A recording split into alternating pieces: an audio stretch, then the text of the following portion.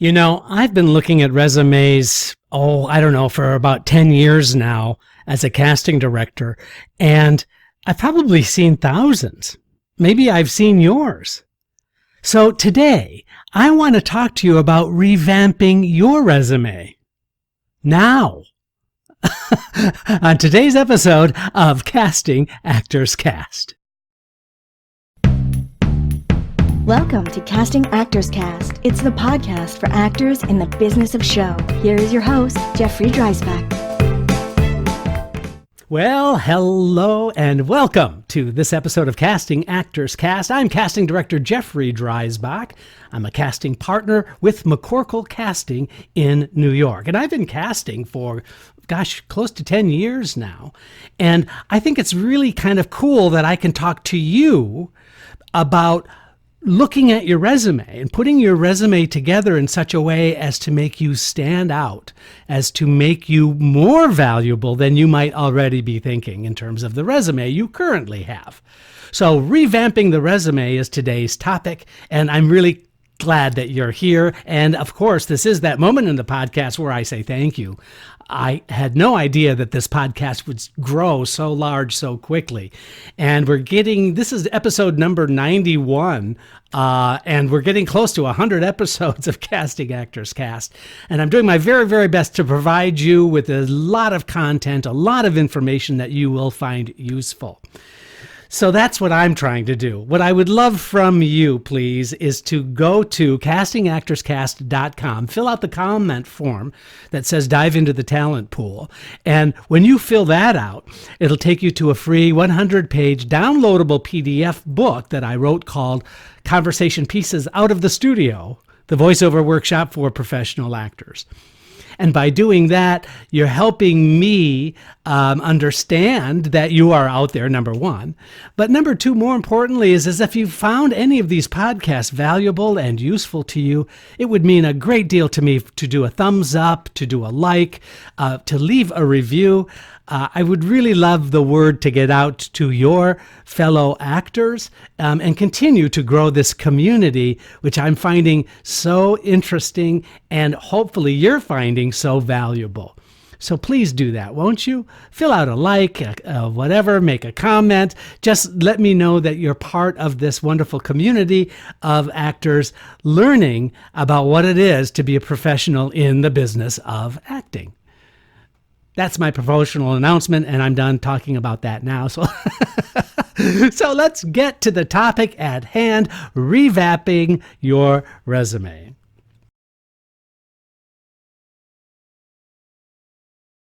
So, it's really interesting to me that I have seen so many resumes, and I think that there are a couple of things that are important to address right out of the gate here as we talk about revamping your resume. As I said, and I wasn't trying to be flip or funny, but there's a good chance I've seen your resume. Pat and I go and travel to different places, and we travel together.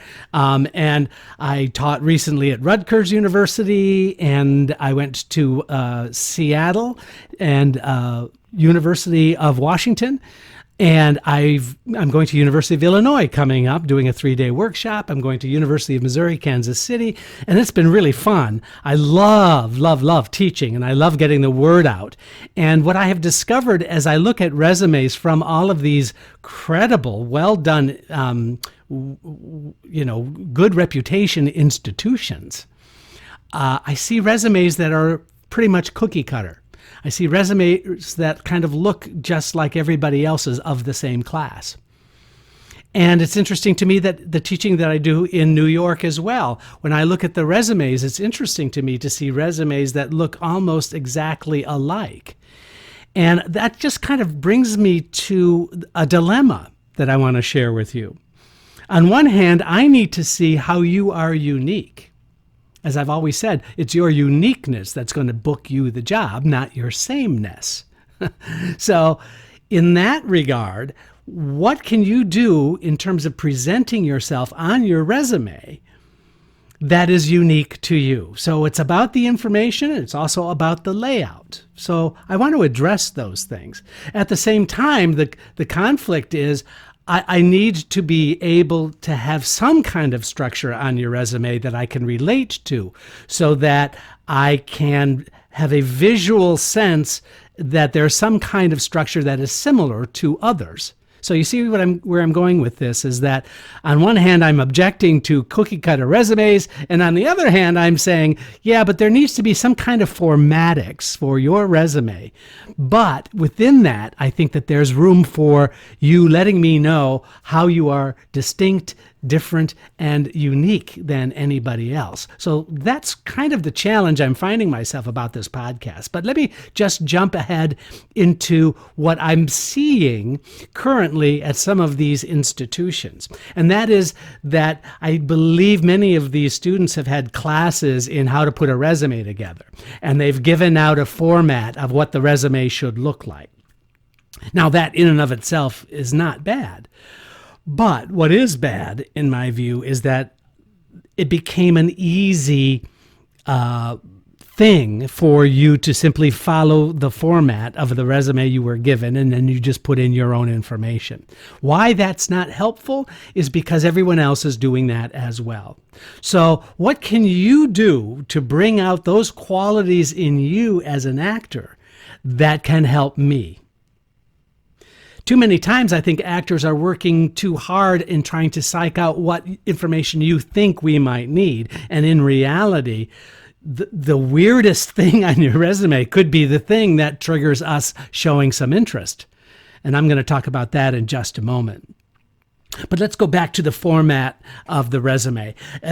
Being unique in the format, I think, is a really, really good idea. But at the same time, understand that there are some rules about the resume that I really need to have you consider. One is it's got to be very easily to read, very easy to read. So that I usually have maybe 15 or 20 seconds to scan your resume before you start auditioning, if I haven't seen your resume before.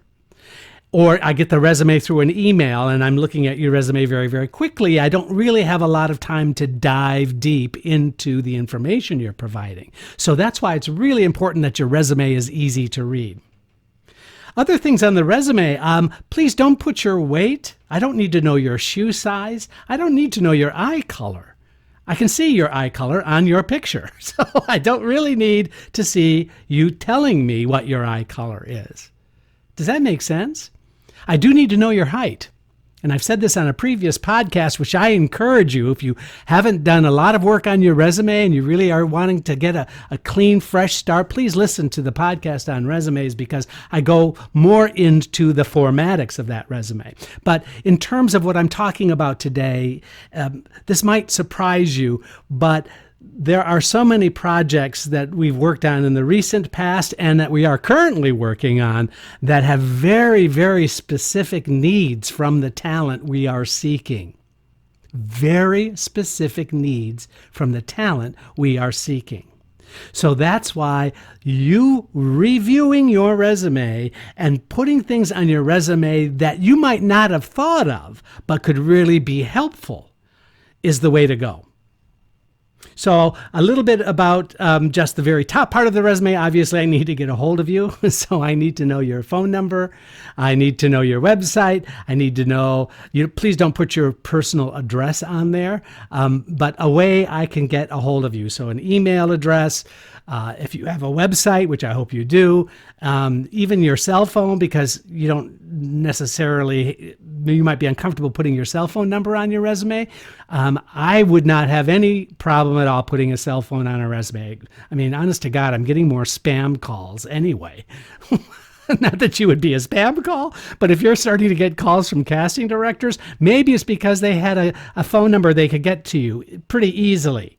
Does that make sense? Also, I really like and appreciate the thumbnail that's on the top of your resume. The thumbnail being a small, 1.5 by 1.5 or 1 inch by 2 inch picture of you that's not the same as what's on the front of your resume, your headshot. So on the back side, a little thumbnail is a great thing. It's just an opportunity for you to show me another look. It's an opportunity to show me how you look with your hair up or your hair down, or you with a beard or without a beard. So I would take advantage of putting a thumbnail photo on your resume as well. So let's talk more specifically about those things that are making you unique, and that your uniqueness can be translated on a resume. So being easy to read, of course, is a good idea. Using a font that makes it easy to read. As far as content is concerned, I believe it's important for you to list those experiences that you had on your resume, whether they're college experiences or community theater experiences or professional experiences or whatever experiences as an actor you've had. But understand what I'm looking for when I look at those experiences. I need to know that you are capable of playing the role I am looking for. And you don't know the role that I'm looking for.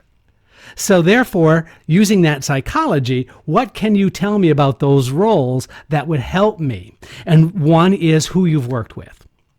So if you've worked with a director that's known, then of course that's important information.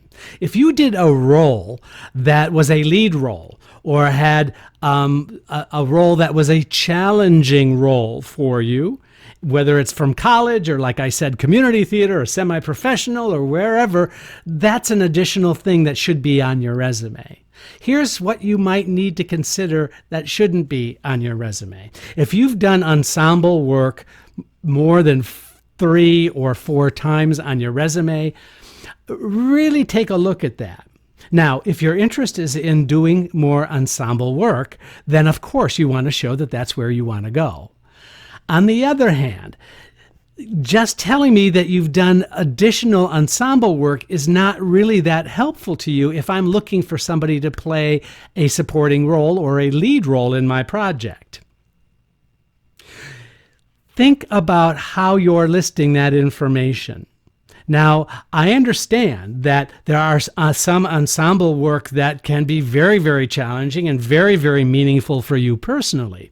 But I'm asking you to refilter that through my eyes. And how is that helping me think of you for the kind of work that you're interested in doing? So a couple of ensembles on your resume, that's fine. That shows perhaps that would tell me that you work and play well with others. Especially if you're doing musical work, that's really great because ensemble work is rather important. But if there is more ensemble work than there are leading or supporting roles, and you're interested in doing more leads and growing your career by doing more lead work, more supporting work, then rethink that. In the same way for film and television, please think about this. Don't put extra work on your resume. Here's the reason why.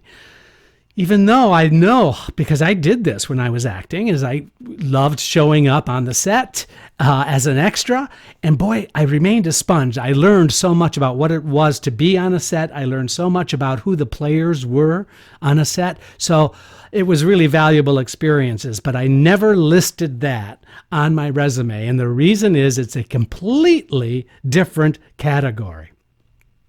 Different agents that work with extras is completely separate from legitimate agents, or legitimate meaning theater, but also for film and television representation, also managers, that is a completely separate entity. And so the two are pretty much still quite divided. And so it really doesn't help me to see that you've done extra work. In fact, in my opinion, it actually does damage because it's telling me that you've spent more time as an extra and less time acting. And I know that sounds kind of harsh, but that's just simply my opinion. I believe extra work is really valuable for every actor who's interested in filming television. I do. But I don't think it's something that you want to market your brand on your resume. Now let's get into other uniquenesses that I wish I saw on resumes. This has happened so many times when you have a conversation with an actor and they tell you a little bit about themselves, and suddenly you find out information that's not only not listed on their resume, but really makes them really interesting people. And that's that area that I call special skills. I can ride a bike, I have a U.S. passport, I can swim, and I can horseback ride. Well, that's great. But did you know that I was a magician when I was in high school? So I know a little bit about magic. Now, I never thought of putting that on my resume. Those are the kinds of things that would be really helpful to me. If you had training in piano, for example, you can play the piano. You don't have to be an expert piano player, but if you can play the piano, if you can read music, please don't omit that from your special skills area on your resume. That's telling me a little bit more about who you are, but that's the kind of skill that we as casting directors are looking for all the time. And I've got a list of other things that if you can do these things, by the way, if you lie on a resume, you'll get caught for sure. But more importantly, maybe there are some skill sets that you are capable of doing that you never even thought would be useful on your resume. And here's a few on my list. So this is crazy, right? But if you can speak more than one language, that has to go on your resume, please. We're in a very interesting time now in our culture. We're in a very interesting time now as far as the world view is concerned. And having multiple languages under your belt can be extremely helpful and valuable for casting directors. The other skills I would love to see is puppetry. Obviously a musical instrument when I talked about piano, but are there some other musical instruments that you've had some experience in? I don't care what it is. If it's the flutophone, do you know what a flutophone is? That's that thing you learned in like junior high. I don't know. I don't know if they still even teach flutophones. It was like a flute with notes and you learned supposedly. I didn't do so well about that with that. Can you unicycle? Do you know how to do beatbox? Okay, that was the worst beatbox impression I could ever make, so I wouldn't put that on my resume. Anyway, sign language. It's amazing to me that there are folks who sign on a regular basis and don't mention that. Do you have a passport? Here's one, cooking. Do you know how to cook? We've done 3 projects within the last 12 months that have involved cooking while on stage. Not to mention in movies, we're doing a feature film now where the lead character has to be able to be really well versed in cooking. And so wouldn't it be interesting if we found a really wonderful talent who was really right and they could cook? We did this production at TheaterWorks in Hartford called I Loved, I Lost, I Made Spaghetti. And it was a lovely 2-act play, a 1-person play. And it was a really wonderful play in which she, the female character, talked about how she went through several relationships, but how she found love through cooking. And during the entire evening of theater, she actually cooked a full 3-course Italian dinner. And literally, they served this dinner to some members of the audience. So she's cooking and talking about her relationships. So fantastic. But of course, we needed to find out if that actress could actually cook. We just didn't have the time or the energy to put her through training or culinary school or any of that stuff. So we had to literally look for actors who had that skill. Can you actually make handmade pasta? Yes or no? And if you could, that helped you a lot as far as casting was concerned. So we're coming across those kinds of things all the time. Colleges and universities, I mentioned this a little bit earlier, have this kind of cookie cutter approach. For example, I'm seeing on a lot of training in schools across the country that you've been taught in fighting and in swords and dagger. There's kind of an assumption that you've already had that training. And so that's a good thing to list. But that is not as practical and as useful as other skill sets that might directly apply to projects that we are working on. Not that we're not doing Shakespeare and stuff, but I think it's really great that you've had some fighting training and that kind of thing, especially for film and television. But that's one specific skill set. Think about some other skill sets that are important. Can you step dance? What accents can you do? and really do. Saying that you can do a British accent is one thing. Actually being able to deliver in terms of being bilingual, which I talked about right at the beginning of this, was can you read and write in the language, your second language? Be honest with that. Reading and writing in that language is really, really helpful as well. Do you motorbike?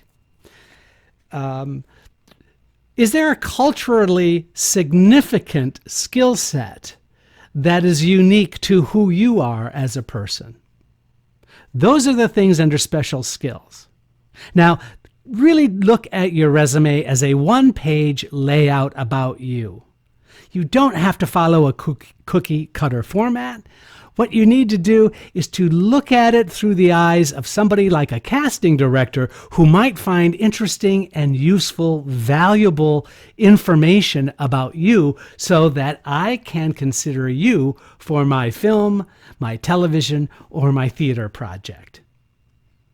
I hope I've given you some hints today about this. I know I've been a little bit all over the map about the way to view these things, but please let me know, what skill sets do you have that I haven't mentioned that you think might be valuable if other people know how to do it? Please let me know. Please let me know what skill sets you have on your resume that have helped you.